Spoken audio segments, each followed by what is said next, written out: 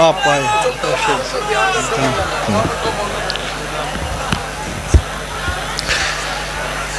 تشریف رکھیے۔ آج کے اس 17ویں سالانہ عظیم الشان اجتماع سے آپ سے مخاطب ہونے کے لیے تشریف لا رہے ہیں دنیا خطابت کا چمکتا ہوا ستارہ، عظیم مبلغ، عظیم مذہبی اسکالر، وکیل صحابہ، نائب امیر اشاعت التوحید و سنہ پنجاب، حضرت علامہ عطا اللہ صاحب بندیالوی۔ نحمدہ و نصلی علی رسولہ الکریم، اما بعد فاعوذ باللہ من الشیطان الرجیم، بسم اللہ الرحمن الرحیم۔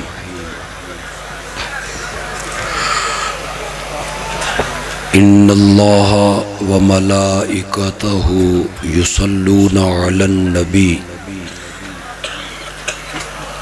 یا ایہا الذین آمنوا صلوا علیہ وسلموا تسلیما۔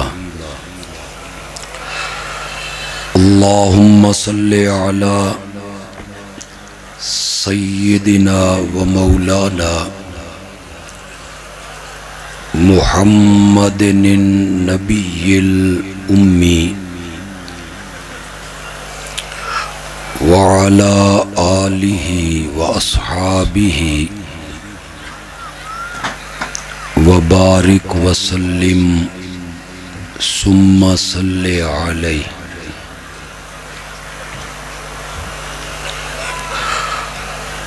آج کے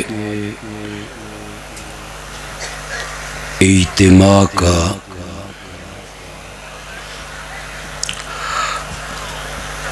ایک فائدہ یہ ہوا کہ مولانا عبداللہ راشد کی صورت میں ایک مناظر اور خطیب جماعت کو نصیب ہوا۔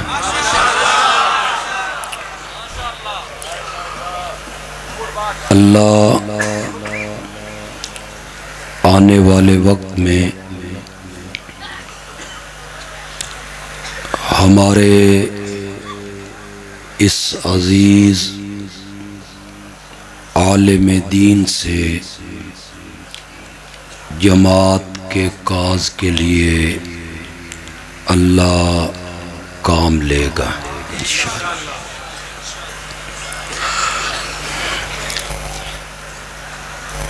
آج سارا دن آپ مختلف علماء کو، خطباء کو سنتے رہے۔ ہماری جماعت کے جو مابہل امتیاز عقائد ہیں، مسائل ہیں، علماء نے یقیناً بڑے دلائل کے ساتھ انہیں آپ کے سامنے بیان کیا ہوگا۔ آپ جتنے احباب پنجاب سے تشریف لائے، آپ اپنے اپنے علاقوں میں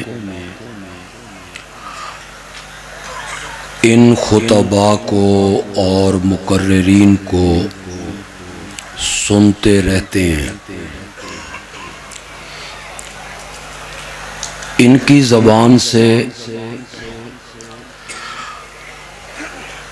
آپ اکثر سنتے ہیں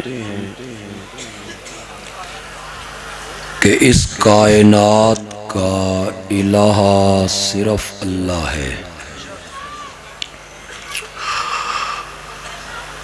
ہمارے خطبہ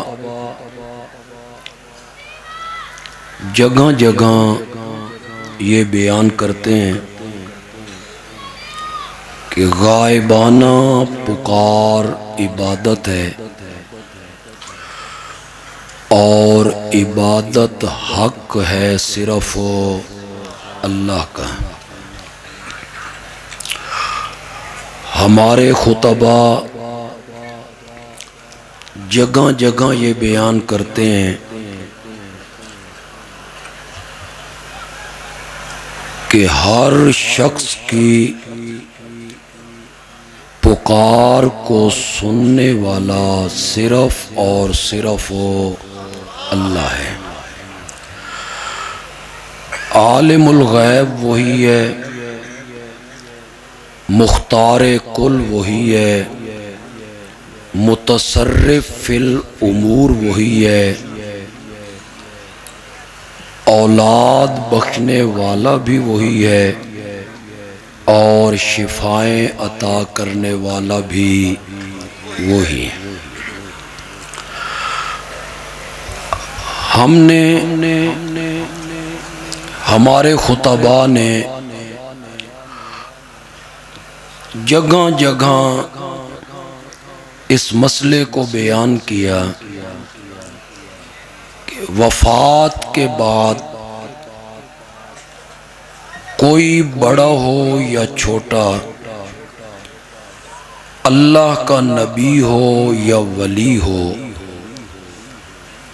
وفات کے بعد وہ دنیا والوں کا نہ کلام سنتا ہے، نہ سلام سنتا ہے، نہ پیغام سنتا ہے۔ ہمارے خطباء نے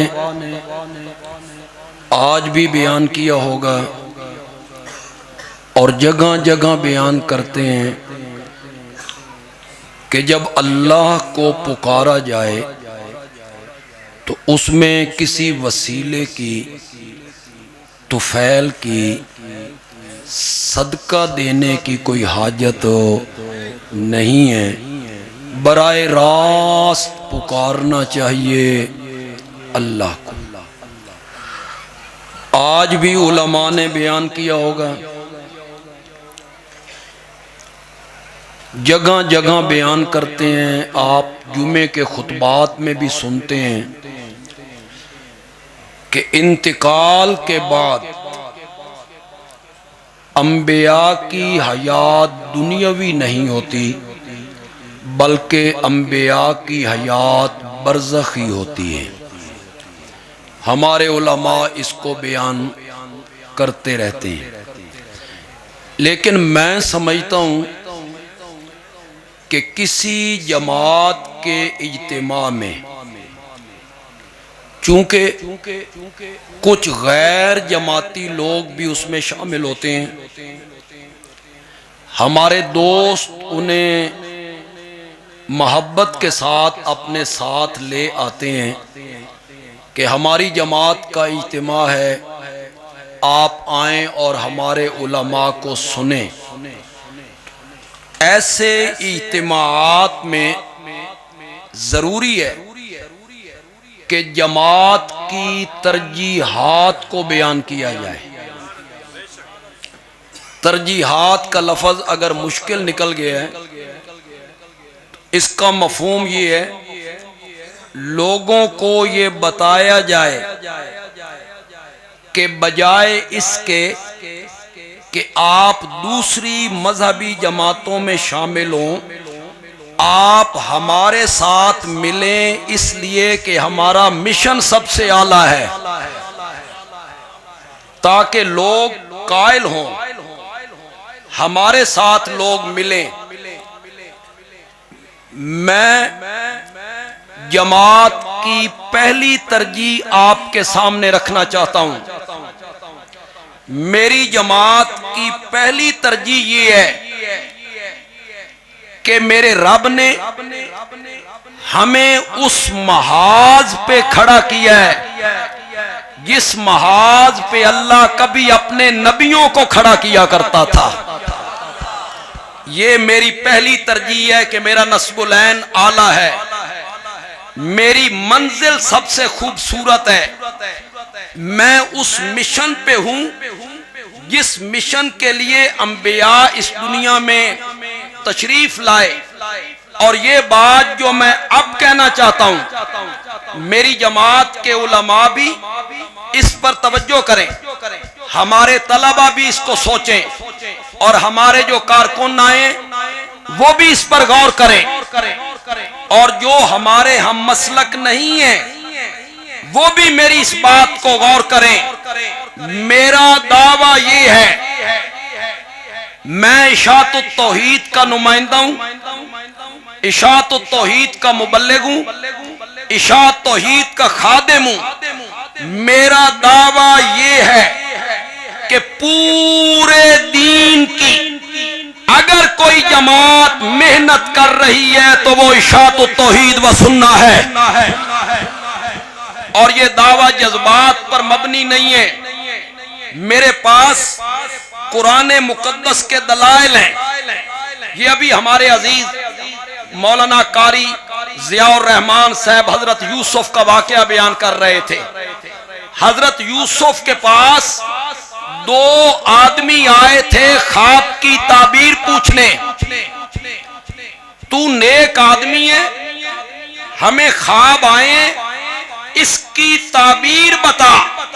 حضرت یوسف نے کہا کھانا آنے سے پہلے میں تمہیں خواب کی تعبیر بتا دوں گا، پہلے مجھ سے مسئلہ توحید سنو۔ حضرت یوسف نے انہیں مسئلہ توحید سنانا شروع کیا۔ معلوم ہوتا ہے جو سچا داعی ہوتا ہے، حق کا داعی، اس کی پہلی صفت یہ ہوتی ہے کہ جلسے کا موضوع کوئی ہو، کانفرنس کا عنوان کوئی سا ہو، وہ سچا داعی اس عنوان میں سے توحید بیان کرنے کا راستہ نکالتا ہے، جس طرح حضرت یوسف نے راستہ نکالا تھا۔ ورنہ میں جانتا ہوں ایسے علماء کو 3 گھنٹے تقریر کرتے ہیں، ہر موضوع بیان ہوتا ہے، اور اگر کوئی موضوع بیان نہیں ہوتا تو وہ صرف توحید کا نام لینا ان کے لیے مشکل ہوتا ہے۔ اور ہم، میری جماعت کا خطیب، میری جماعت کا نمائندہ، موضوع کوئی سا ہو، وہ اس میں سے توحید بیان کرنے کا راستہ نکالتا ہے۔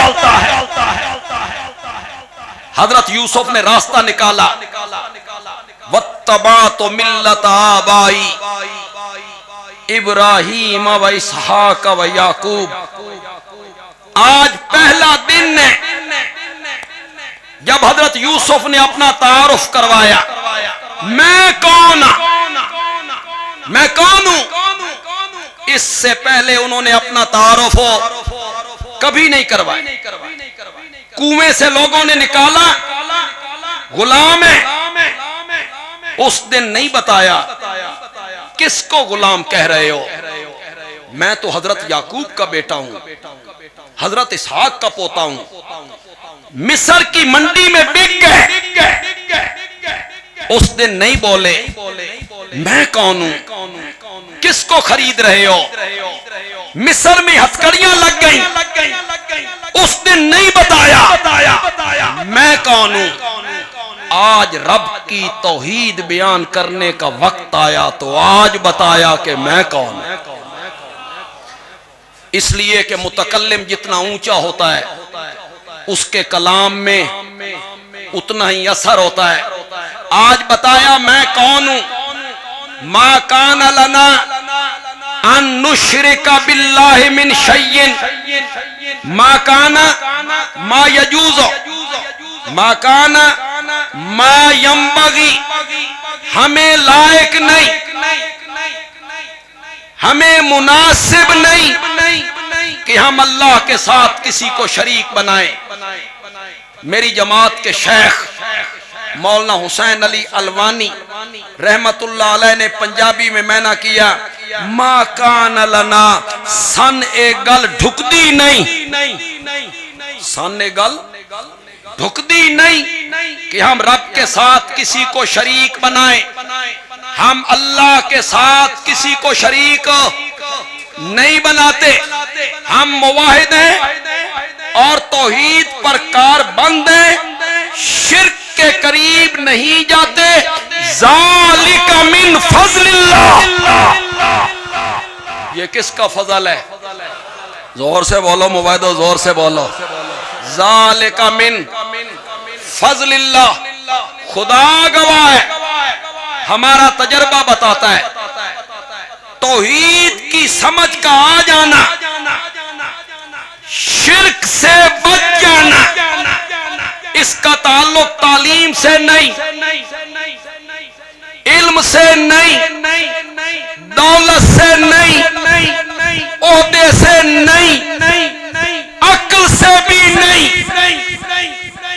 توحید کی سمجھ کا آ جانا اور شرک سے بچ جانا۔ ذالک من فضل اللہ، یہ فضل اللہ نے ہماری جماعت پہ کیا ہے۔ ذالک من فضل اللہ۔ حضرت یوسف تقریر کرتے کرتے کیا کہتے ہیں؟ ان الحکم الا للہ،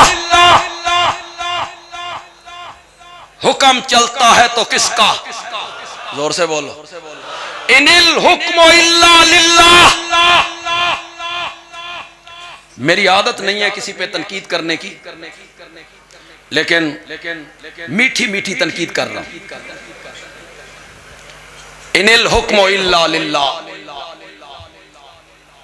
اس کے بیج بنا کے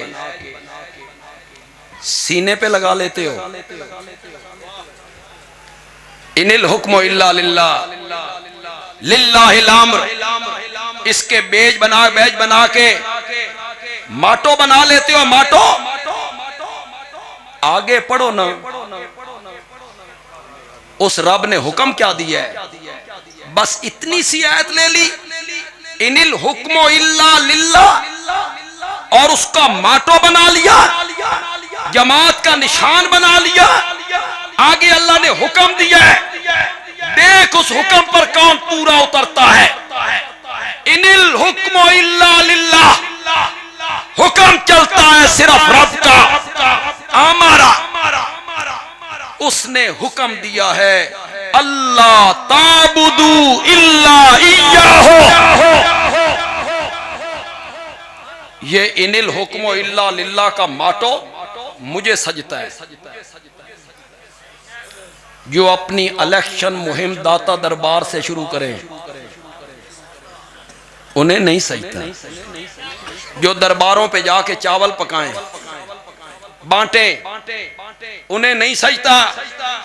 حکم اللہ نے دیا، ہمارا اللہ تعبدوا الا ایاہ، اس نے حکم دیا اس دھرتی پر عبادت ہوگی تو صرف میری، غائبانہ پکار ہوگی تو صرف میری، نظر و نیاز ہوگی تو صرف میری، سجدہ ہوگا تو صرف میرا۔ سنیے گا توحیدیو، یہ کہنے کے بعد حضرت یوسف کہتی ہیں ذالک الدین القیم، یہی ہے دین مضبوط۔ کیا اللہ تعبدو، مجھے یہ فخر ہے کہ میری جماعت پورے دین کی محنت پر ہے اور اسے پورا دین قرار دیا گیا ہے۔ اللہ تعبدو الا، ہم پرچون کا کاروبار نہیں کرتے، اساں تھوک دے وپاری ہیں۔ ایک اور آیت پیش کرنا چاہتا ہوں، سورۃ یونس، اس کی آخری آیت، آخری رکوع ہے۔ میرے پیغمبر آپ اعلان کریں ان کنتم فی شک من دینی، اوے لگا اگر تمہیں شک ہو گیا ہے میرے دین میں کہ مجھ محمد کا دین کیا ہے، تمہیں شک ہو گیا ہے تو آؤ میں تمہیں بتاؤں دین یہ ہے۔ حکومت حاصل کرنے کے لیے محنت کرنی چاہیے۔ آؤ میں تجھے بتاؤں اعمال کی اصلاح کرنی چاہیے۔ بولو بولو، میرے نبی نے یہ بتایا اپنا دین، ان کنتم فی شک من دینی، اگر تمہیں مجھ محمد کے دین میں شک ہو گیا ہے آؤ میں تمہیں بتاؤں ان کنتم فی شک من دینی فلا اعبد الذین تعبدون من دون اللہ ولکن اعبد اللہ، اللہ کے سوا جن کی پوجا پاٹ تم کرتے ہو میں ان کی پوجا پاٹ، اسے دین محمد قرار دیا۔ آج ہماری جماعت اس کی محنت پر، ضرورت تو نہیں لیکن تیسرا حوالہ پیش کرتا ہوں۔ تیسرا حوالہ اتنا آسان ہے، آپ سب کو یاد ہے، قل یا ایھا الکافرون لا اعبد، زور سے بولو،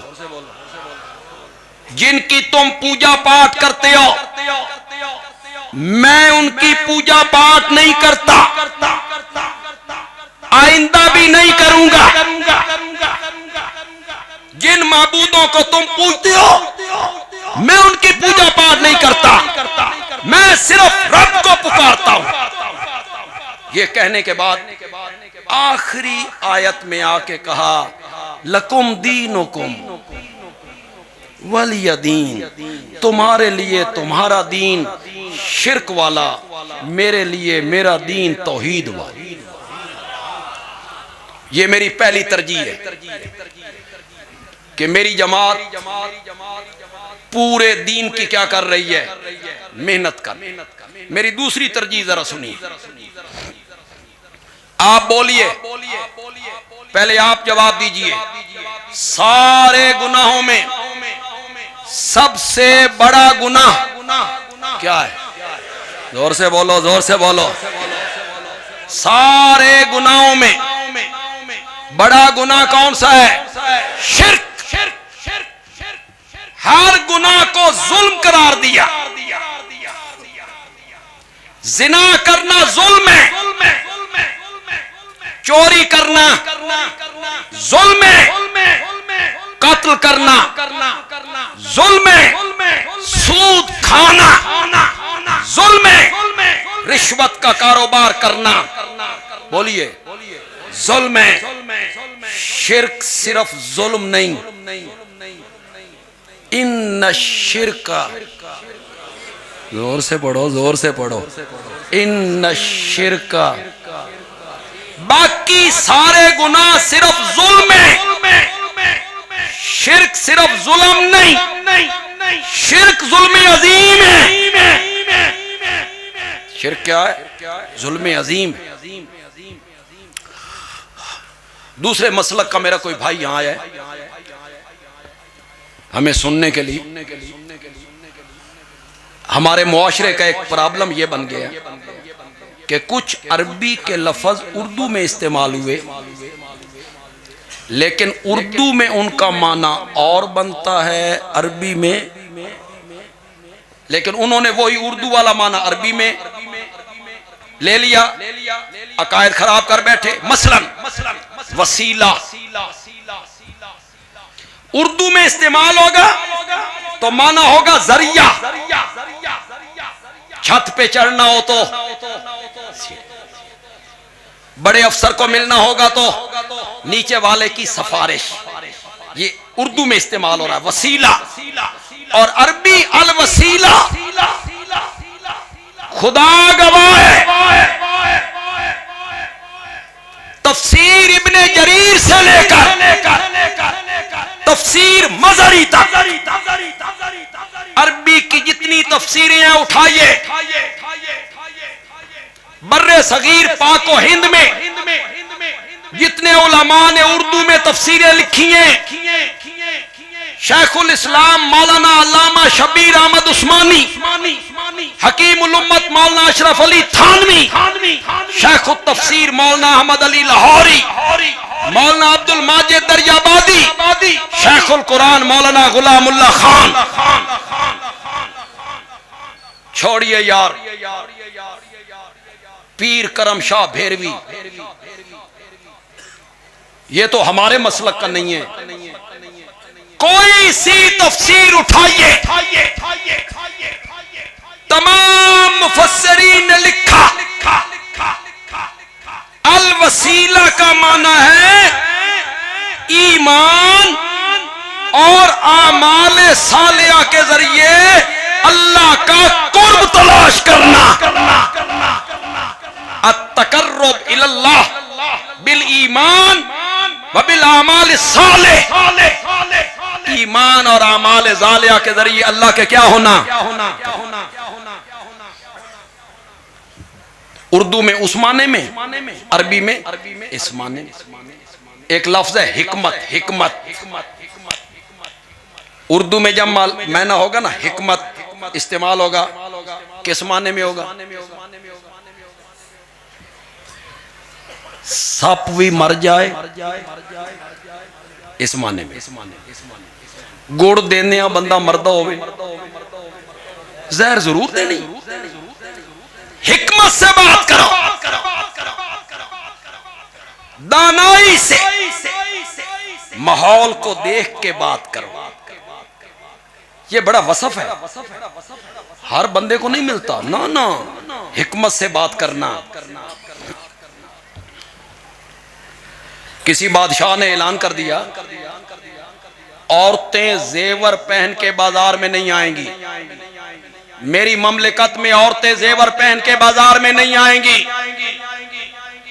بادشاہ کی طرف سے اعلان ہو گیا، عورتوں نے دھرنا دے دی، ہم پر کیوں پابندی لگائی کہ ہم زیور پہنے بغیر بازار میں آئے، ہم زیور کیوں نہ پہنے؟ بادشاہ کے لیے مصیبت بن گئی، عورتوں کی بات مان لوں، یو ٹرن لے لوں، اپنا فیصلہ واپس لے لوں، اور اگر اپنا فیصلہ واپس نہ لوں تو پھر تو احتجاج ہو رہا ہے، دھرنا ہے۔ خدا کے لیے میری بات غور سے سننا، ذرا نفیس دماغ سے سننا، تب سمجھ آئے گی، ویسے نہیں سمجھ آئے گی۔ ایک سیانے بندے کو بلایا، کہا یار یہ معاملہ بن گیا، عورتیں دھرنا دے کے بیٹھی ہیں۔ اس نے کہا جی گل ہی کوئی نہیں، اس کا تو بڑا آسان حل ہے، آپ اعلان کریں خوبصورت عورتوں کو زیور پہننے کی کوئی ضرورت نہیں، ہاں جو بدصورت ہیں وہ اپنی بدصورتی چھپانے کے لیے پہن لیا کریں، سب عورتوں نے زیور پہننا چھوڑ دی۔ اس نے حکمت سے بات کی جائے تو بڑی مؤثر بات ہو۔ ایک بادشاہ کو خواب آیا، میرے سارے دانت گر گئے، اس نے معبرین کو بلایا، اس کی تعبیر دو، میرے سارے دانت گر گئے۔ انہوں نے کہا جی آپ کے سارے خاندان کے لوگ آپ کے سامنے مر جائیں گے۔ اس نے جلاد کو بلایا، ادھر آؤ، اس کی گردن قلم کرو، اے میرے سارے خاندان نو مارو قلم کر دو۔ دوسرے معبر کو بلایا، وہ پہلے کی حالت دیکھ چکا تھا، اس نے کہا آپ تمام خاندان والوں سے بعد میں مریں گے۔ اس نے کہا اس کو انعام دے دو۔ اس نے حکمت سے بات، اس نے کس سے بات کی؟ حکمت اردو میں استعمال ہو اور معنی میں، اور عربی میں استعمال ہو ادعو الی سبیل ربک بالحکمہ، رب کی توحید کی طرف بلا حکمت سے۔ ہمارے علماء کہتے ہیں حکمت سے کسی نو کچھ نہ آکھو، یہ حکمت ہے۔ کیسے کیسے فارمولے شیطان بھی اتنا حرامی ہے نا، ان کو القاء کرتا رہتا ہے فارمولے، سانپ بھی مر جائے، لاٹھی بھی بچ جائے، گڑ دینے بندہ مردہ ہوئے تو زہر ضرور دینا ہے۔ پھر ہمارے کئی نوجوان ہیں وہ کہتے ہیں تو میاں اپنی نبیڑ، تجھے پرائی کیا پڑی، جتھے کوئی لگا ہویا تو اپنی نبیڑ۔ کئی کہتے ہیں اپنے مسلک کو چھوڑو نہیں اور دوسروں کے مسلک کو، شکر ہے تو حضرت ابراہیم دے زمانے کوئی نہ ہے، ورنہ جب انہوں نے اپنے بابا کے مسلک کو چھیڑا تھا نا، لیما تعبدو ما لا یسمع ولا یبصر ولا یغنی عنک،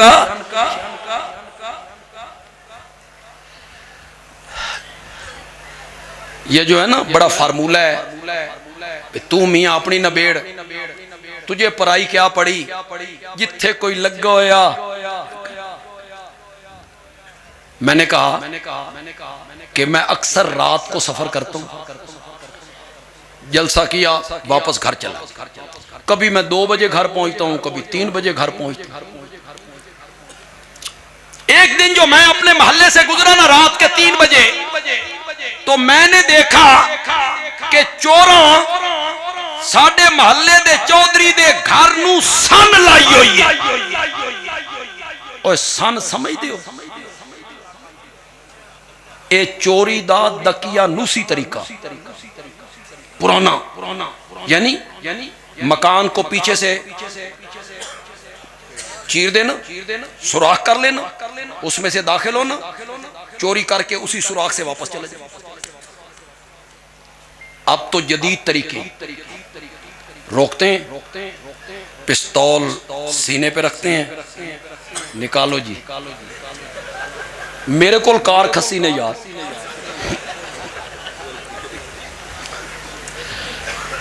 لیکن مجھے ملے گی ضرور، یہاں نہ بھی ملے گی تو وہاں ملے گی انشاءاللہ۔ میں نے معاف نہیں کیا ان کو، نو لینی ہے وہ۔ ہمارے لاہور کے ایک عالم ہے، وہ کہتے ہیں میں مسجد سے گھر جا رہا تھا، میں نے موڑ مڑا نا تو سامنے کرانے کی دکان تھی، ایک لڑکا آیا، اس نے موٹر سائیکل میلے پاؤں کے اندر کر کے پستول یہاں رکھ کے اس نے کہا مولوی جی کڈو، ساتھ کہتا ہے ہس ہس کے میرے نال گلاں بھی کرو۔ یہ دکاندار دیکھ رہا ہے، اس نو پتہ نہ لگے، میں آکھیا پستول میرے پیٹ تے رکھو ہی، میری ٹٹی خوشک ہو رہی ہے، تو آدھا ہس ہس کے گلاں بھی کرو۔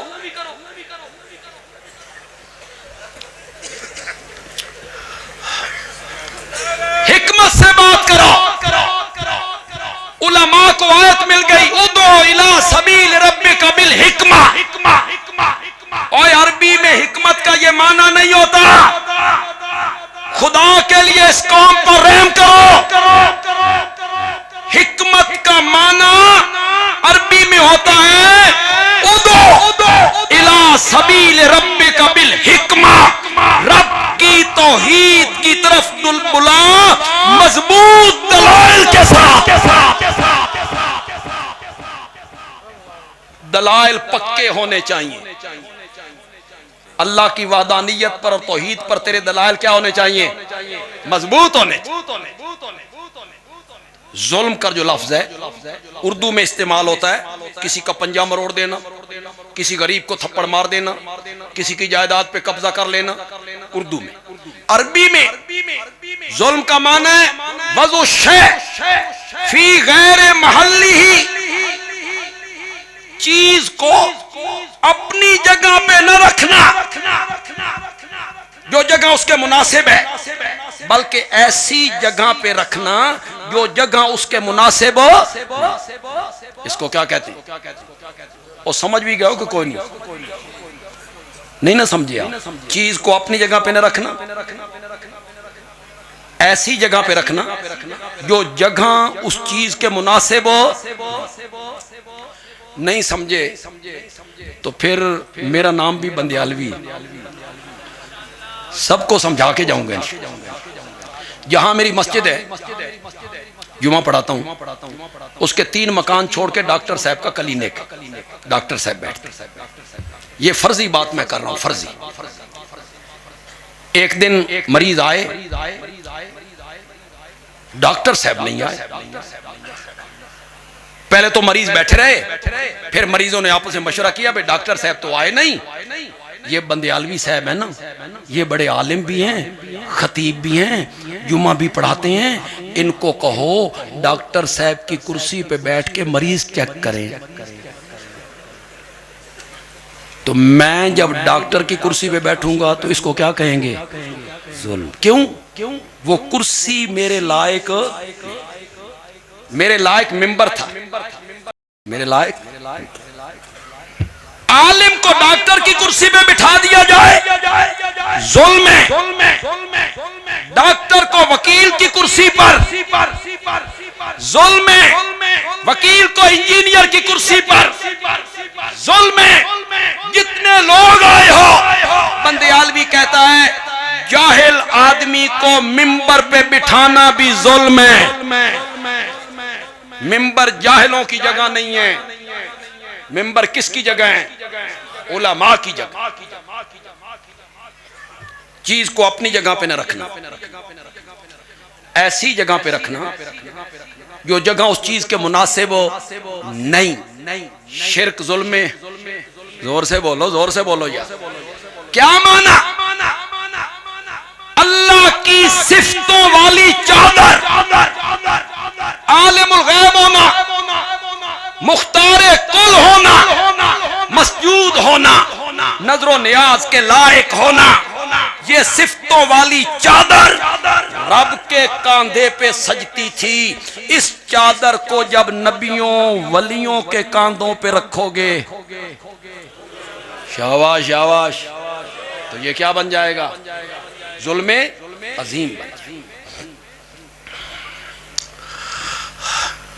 یہ تو سب بیان کرتے ہیں کہ شرک ظلم عظیم ہے، شرک ناقابل معافی جرم ہے، سب علماء بیان کرتے رہتے ہیں، لیکن شرک ہے کیا؟ یہ صرف اشاعت و توحید والے بیان کرتے ہیں، یہ وہ بیان نہیں کرتے۔ انہیں لالچ ہوتا ہے چندوں کا، نذرانے۔ اسی تے مر گئے ہیں نا، ہم تو روٹی نہیں کھاتے، نذرانے، چندے۔ میرے والد صاحب جب انتقال فرما گئے تو پہلا جلسہ ہوا تو حضرت شیخ القرآن مولانا غلام اللہ خان رحمۃ اللہ علیہ اس جلسے پہ تشریف تقریر کی، تو وہاں ایک جملہ بس مزہ، شیخ نے کہا تیرے اور میرے درمیان فرق یہ ہے، تو کہتا ہے ہائے مدرسہ، ہائے مدرسہ، اور میں کہتا ہوں ہائے توحید، ہائے توحید۔ مدرسہ رہے یا نہ رہے، اللہ کی توحید کو باقی رہنا چاہیے۔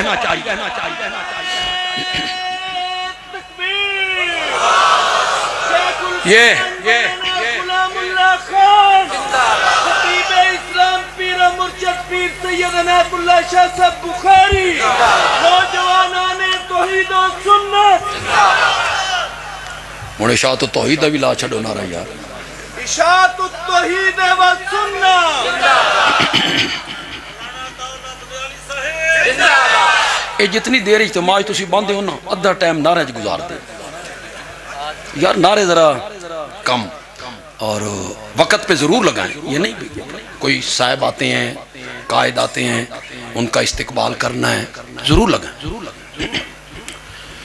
شرک کیا ہے؟ جو ظلم عظیم ہے، قرآن نے اس کو سورۃ فاطر میں بیان کیا، والذین تدعون من دونہ ما یملکون من قطمیر، میرے سوا جن کو تم پکارتے ہو وہ کھجور کی گٹھلی کے اوپر جو ایک باریک سا پردہ ہوتا ہے، اس پردے کے بھی مالک کتنا نکمہ ہے جی، کتنا حقیر ہے۔ یہ نہیں حقیر نا تے تواڈے کوئی آڑتی بیٹھا نا تے میرے نال سودا کرے، وپاری کوئی ہے تے سودا کرے۔ میں اس رمضان المبارک میں 2 لاکھ پردے اکٹھے کرتا ہوں، 2 لاکھ، تو 500 روپے دے خرید 2 لاکھ پردے 500 میں۔ علماء کرام اور ہمارے عزیز طلبہ، میری بات پہ ذرا غور کرنا ہے۔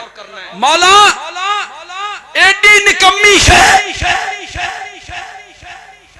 جس کی قیمت بھی کوئی نہیں، تو گٹھلی تے چڑھایا کیوں؟ اللہ نے فرمایا میں نے گٹھلی پہ اس لیے چڑھایا تاکہ گٹھلی کی جو کھٹاس ہے نا وہ کھجور کی مٹھاس کی طرف نہ چلی جائے۔ ہم نے روکا کھٹاس ادھر نہ جائے، مٹھاس ادھر نہ آئے۔ اس کو پردہ کہتے ہیں، اسی کو عربی میں برزخ کہتے ہیں۔ پتہ نہیں سمجھو کہ نہیں سمجھو۔ مرج البحرین یلتقیان، 2 سمندر ملا کے چلائے، ایک کا پانی میٹھا ایک کا کڑوا، بینہما برزخ، ان دونوں کے درمیان کیا ہے؟ اس برزخ کا معنی کیا ہوتا ہے؟ ادے دا پانی ادے نہ آوے، ادے دا پانی ادے نہ آوے، مرن تو بعد بھی برزخ ہے۔ ہاں یہ تو روز رلائی کھلوتا، روحیں آتی ہیں پھر یہاں پہنچتی ہیں اور گھروں میں جاتی ہیں، مرنے کے بعد روحیں گجرات آئی ہیں یہ ٹوٹی ہوئی ہیں سڑکاں ویکھن واسطے، آئی جنت سے۔ پتہ نہیں آپ کن رستوں سے گزرے، میں تو خود 1.25 گھنٹہ پھنس کے آیا ہوں ٹریفک۔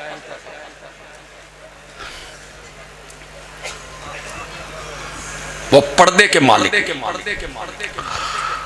مولانا حسین علی بولے، اور میرا شیخ بولتا ہے تو موتی رولتا ہے، موتی رولتا ہے۔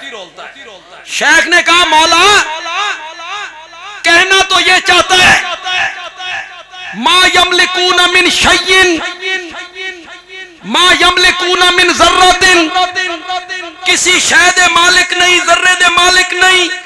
ایڈا لمبا چکر لایا کھجور،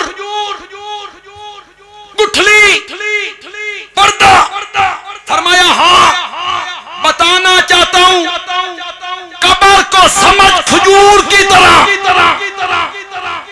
گٹھلی کو سمجھ میت کی طرح، پردے کو سمجھ کفن کی طرح۔ میرے سوا جن کو تو پکارتا ہے وہ اپنے کفنوں کے مالک بھی کوئی نہیں۔ ما یملکون من قطمیر۔ نعرہ تکبیر، مسلک حق، مسلک جمعیت اشاعت التوحید و سنت، اکابرین اشاعت التوحید و سنت، رئیس المفسرین امام الموحدین مولانا حسین علی الوانی، اشاعت التوحید و سنت۔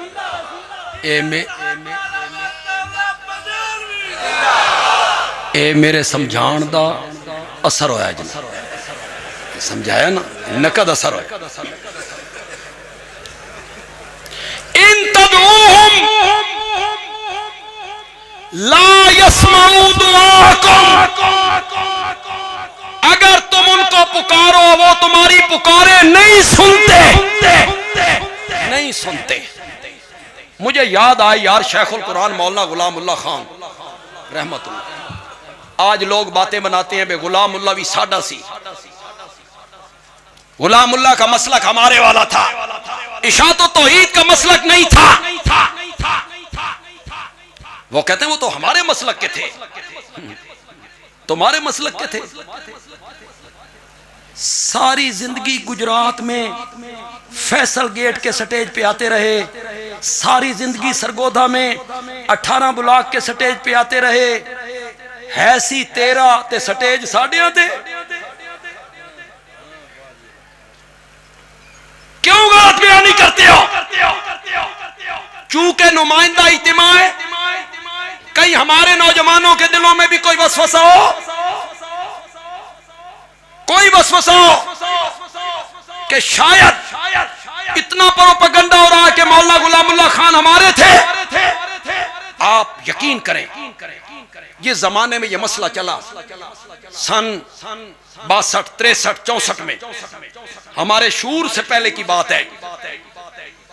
تو یہ جو ہمارے نام رکھتے ہیں نا نام ہمارے، کہتے ہیں یہ پتھری نے. آج کل ہمارا نام کیا رکھا ہوا؟ پتھری ہیں. ایک معنی میں ہم پتھر ہیں، جو ہم سے ٹکرائے گا پاش پاش ہو جائے گا انشاءاللہ. اس معنی میں ہم پتھری ہیں. یا ہمارا عقیدہ پتھر کی طرح مضبوط ہے، جس معنی میں تو کہتا ہے منبر پر بیٹھ کر غلط بیانی کرتے ہو. یہ سارے علماء ہیں، ان تمام علماء کو اعتماد میں لے کر بندیالوی اشاعت التوحید کا نظریہ گجرات کے سٹیج پر برملا بیان کرنا چاہتا ہے. نبی اکرم صلی اللہ علیہ وسلم کا وجود مقدس آج بھی قبر منور میں اسی طرح محفوظ ہے جس طرح پہلے دن رکھا گیا تھا. آج بھی اسی طرح ہے. میرے اس اعلان کے بعد بھی اگر آپ ممبروں پہ بیٹھ کر جھوٹ بولو تو میں تمہیں کیا کہہ سکتا ہوں؟ پھر یہ فیصلے قیامت کے دن ہو، یہ فیصلے قیامت کے دن. علماء پتہ نہیں اگلی بات کی مجھے اجازت دیتے ہیں یا نہیں دیتے، اگلی بات کی میری تائید کرتے ہیں یا نہیں کرتے. میرے نبی کو آخری غسل دیا گیا، بدن پوچھا گیا، کوئی قطرہ جسم پر پوچھنے سے رہ گیا اور میرے آقا کو اس قطرے سمیت دفن کر دیا گیا. کعبہ کے رب کی قسم ہے پانی کا وہ قطرہ بھی آج تک اسی طرح محفوظ ہے، اسی طرح محفوظ.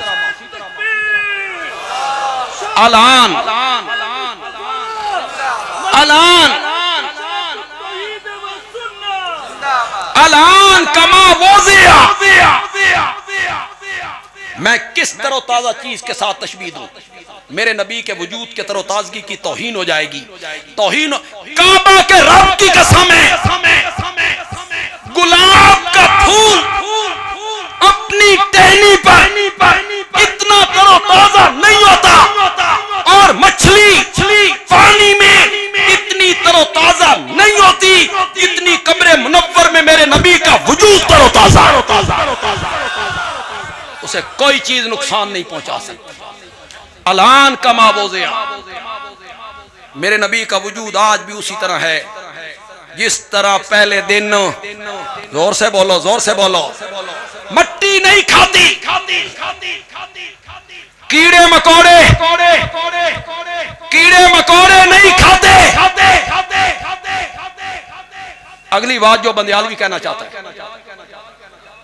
کئی لوگوں نے اس سے پہلے نہیں سنی ہوگی. کیڑے مکوڑے تو میرے وجود کو بھی نہیں کھاتے.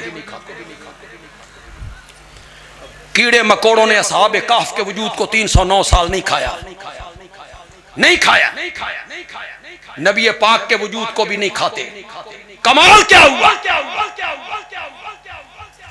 میرے وجود کو بھی مٹی نہیں کھاتی، آپ کے وجود کو بھی مٹی نہیں کھاتی. پھر میرے نبی کا کمال کیا بنا؟ اشاعت التوحید کے پاس ہمارے پاس ہم تجھے بتائیں. مجھے اس لیے نہیں کھاتی کہ میرے جسم میں روح موجود ہے. اگلی بات تو آپ کو سمجھ آ جانی چاہیے تھی.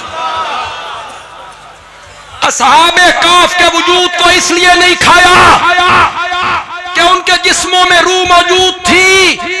روح جسم کے اندر ہو، مٹی نہ کھائے، کوئی کمال نہیں. میرے نبی کا کمال یہ ہے جسم میں روح بھی کوئی نہیں، مٹی پھر نہیں کھاتی ہے. یہ ہے میرے نبی کا کمال. روح مبارک جنت الفردوس میں. بولو زور سے بولو یار، روح مبارک کہاں ہے؟ من جنتل فردوس ماوا. ہو سکتا ہے کوئی بندہ یہ کہے یہ قبر کا ٹکڑا بھی تو جنت ہے. تو میں نے کہا جنت نہیں، جنت الفردوس. بخاری اٹھا پڑھ کہ دائیں بخاری نہ چڑھ جائی.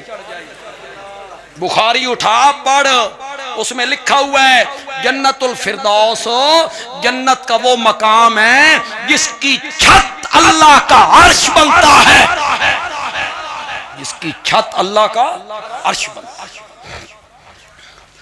حضرت شیخ القرآن کے پاس ہم پڑھتے تھے،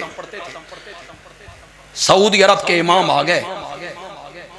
شیخ نے استقبالیہ پیش کیا عربی میں. ملک کا نقشہ کھینچا کہ ہمارے ملک میں شرک کس طرح ہو رہا ہے، کس طرح ہو رہا ہے. تو میرے شیخ نے کہا یہاں لوگ قبروں پہ جاتے ہیں، انہیں پکارتے ہیں، عقیدہ یہ ہے کہ وہ سنتے ہیں. علماء تو بڑا مزہ لیں گے، میں عربی میں ہی کہوں گا، عوام بھی امید ہے سمجھ جائیں گے. حالانکہ قرآن کہتا ہے والذین تدعون من دونہ ما یملکون من قطمیر ان تدعوہم لا یسمعوا دعاکم ولو عند القبر. ولو عند القبر، اگرچہ وہ قبر کے قریب سے بھی پکارے تو وہ مرنے والا سن نہیں سن سکتے. بات لمبی ہو رہی ہے، بس میں تو ایک بات اپنے ترجیح کی کرنا چاہتا تھا. اگر میری یہ ترجیح پسند آ جائے علماء کو، عوام کو، تو کہنا ہمیں اشاعت التوحید کے ساتھ چلتے رہنا چاہیے، چلتے رہنا چاہیے. ہر گناہ ظلم ہے، شرک، زور سے بولو، زور سے بولو. اس ملک میں شرک کے خلاف ننگا جہاد اگر کسی جماعت نے کیا ہے تو وہ اشاعت التوحید و سنہ ہے. دشمن بھی مانیں گے انشاءاللہ. میری جماعت نے کسی کے جینے مرنے سے کچھ نہیں ہوتا. ہم نہیں رہیں گے، اللہ ہماری جگہ کوئی اور بندہ کھڑا کر دے انشاءاللہ. توحید کا کام ہوتا رہنا. شرک ظلم عظیم ہے. اس وقت ملک میں صرف اشاعت التوحید و سنہ ہے جو بڑے گناہ کے خلاف جہاد کر رہی ہے. جہاد. اگر شرک سب سے بڑا گناہ ہے تو اس بڑے گناہ سے جہاد کرنے والی جماعت کا جہاد بھی سب سے بڑا جہاد ہے. اگر شرک بڑا گناہ ہے، اس بڑے گناہ کے خلاف جہاد کرنے والی جو جماعت ہے اس کا جہاد کیا ہے؟ سب سے بڑا ہے. میں دعوت دوں گا جو ہمارے ہم مسلک نہیں ہیں کہ میری منزل خوبصورت ہے، میرا مشن خوبصورت ہے، میرے اغراض و مقاصد خوبصورت ہیں، میرا نسب العین خوبصورت ہے، میرے اکابر خوبصورت ہیں، میرے اکابر خوبصورت ہیں. اس لیے آئیے ہمارے کاندھے سے کاندھا ملائیے، ہمارے قدم سے قدم ملائیے، اللہ کی توحید کو اس طرح بیان کریں کہ مشرکین کو ایوانوں میں بھی چھپنے کی جگہ نہ مل سکے. وما علینا الا البلاغ.